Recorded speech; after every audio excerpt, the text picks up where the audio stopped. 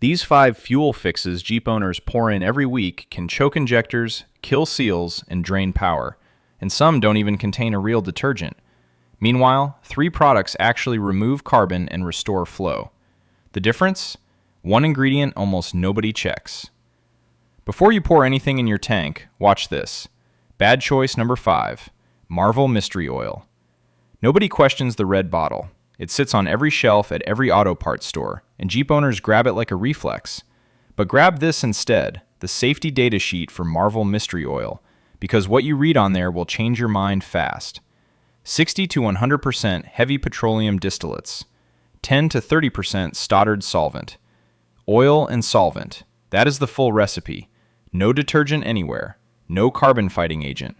Nothing in that bottle goes after the baked deposits sitting inside your injectors. So when your buddy says his Wrangler ran smoother after a Marvel treatment, he is not wrong. Oil coats things. Coated parts feel smoother for a few days. But that smooth feeling and actual deposit removal are 2 totally different outcomes. And your Jeep came with a problem that needs removal, not a coat of oil on top of it. A 2-door Wrangler tank holds 17.5 gallons.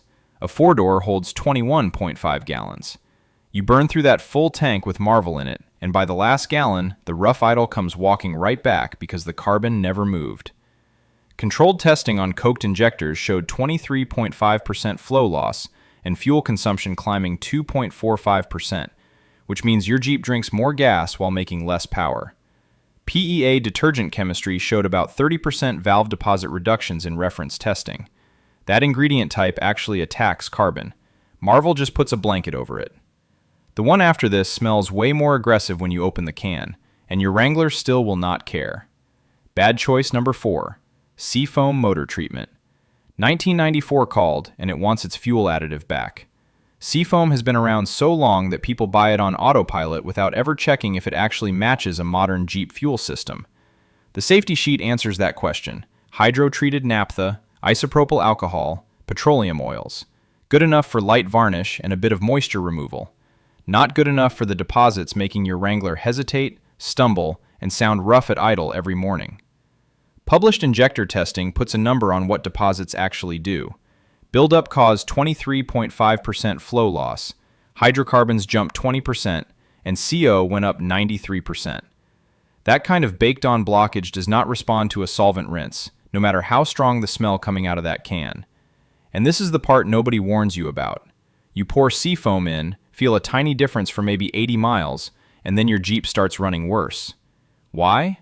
Because the solvent loosens some surface grime without dissolving it, and that debris floated through the system looking for a new place to land.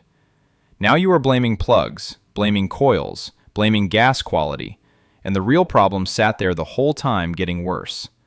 On carbon-heavy engines, intake port deposits can stack 1/4 to 1/2 inch thick, and at that level you get misfires and rough running that Seafoam was never built to handle. What Jeep owners try after Seafoam disappoints comes from under the bathroom sink, and the gamble gets way more reckless from there. Bad choice number 3, rubbing alcohol. $3 bottle from the drugstore. Pour it in the tank, drive off. That is the whole plan people follow when they dump rubbing alcohol into a Wrangler, and the scary part is how confident they sound giving that advice on forums. But confidence and chemistry are not the same thing. Isopropyl alcohol shows up in fuel research inside controlled lab blends at precise 10 or 20% ratios, not eyeballed pours from a plastic bottle in a parking lot with no measuring involved. Why does that sloppy dosing matter?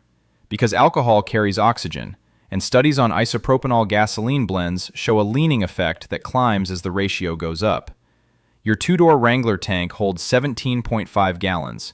The 4-door holds 21.5, and nobody doing this knows their actual ratio. On a Jeep climbing a hill in July heat, towing anything, or crawling over rocks at low RPM, lean plus hot is the fastest recipe for cooking expensive parts. Does it at least clean your injectors while it risks your engine? Not even a little.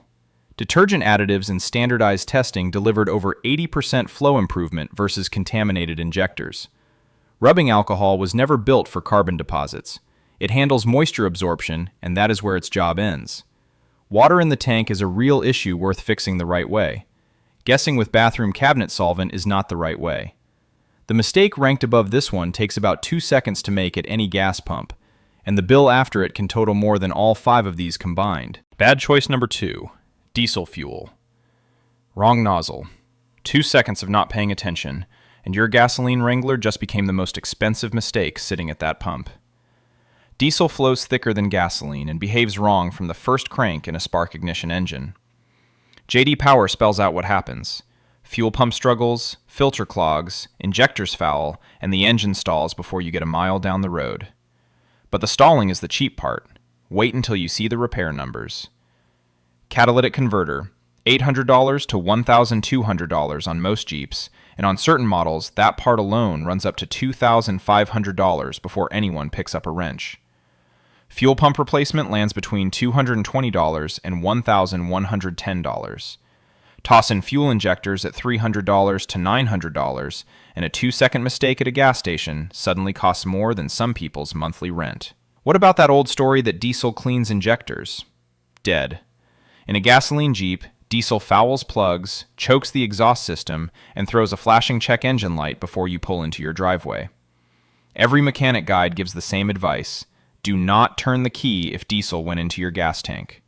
A tow and fuel drain runs a few $100. Turning that key can multiply the bill by 10. The one sitting at number 1 has a fan club online, and people swear it gives free mileage.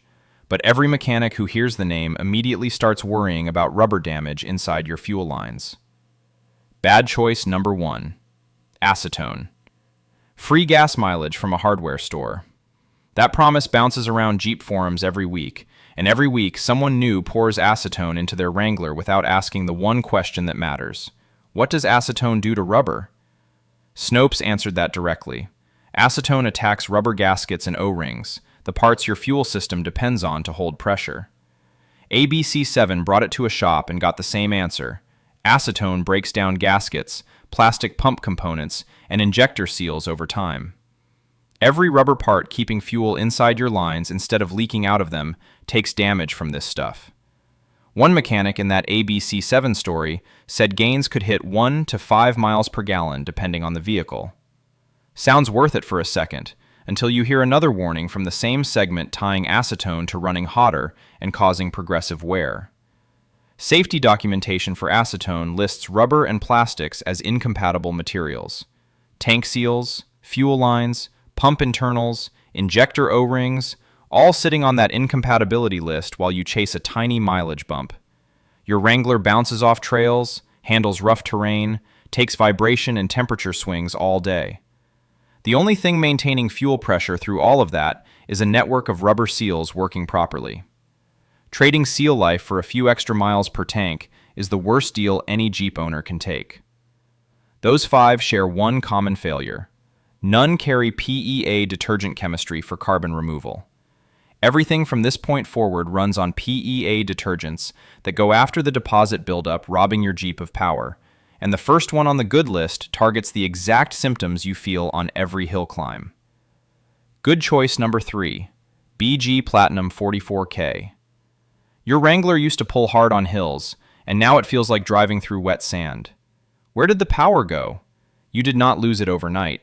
Carbon deposits stole it from your injectors and combustion chambers slowly, tank after tank, until the Jeep you drive today feels nothing like the one you bought.